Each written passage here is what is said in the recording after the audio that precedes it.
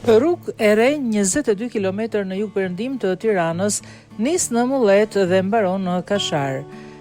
Në pjesën jug-perëndimore të Tiranës do të ndërtohet një rrugë e re me gjatësi 22 km. Autoriteti rrugor shqiptar ka hapur tenderat për ndërtimin e bypassit që nis në Mullet dhe përfundon në Kashar. Kjo rrugë synon të lidh drejt për drejt superstradën Tiranë-Durrës me rrugën Tiranë-Elbasan duke shmangur hyrje në kryeqytet.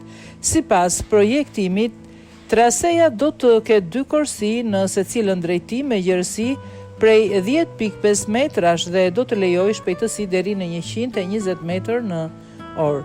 Rruga do të kalojë në një terren fushor dhe kodrinor, duke përfshirë ndërhyrje të thella teknike si ura të dyfishta mbi lumin Erzen, ndërtim të një tuneli të ri në Rogozhin dhe vendosjen e 3 nyjeve kryqëzimi. Një nga këto është në rrugën ekzistuese Tiranë-Durrës, Plepa, ku parashikohet një nyje hyrëse dalse për zonat përreth.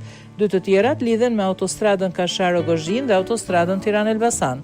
Sipas dokumentave të tenderit, gjurma e rrugës përshkron zona bujqësore, përfshirë fshatrat Allgjat, Pikall dhe Stërmas. Për të indikimit në qarkullim, bypassi pritet sjellë edhe përfitime mjedisore dhe urbane.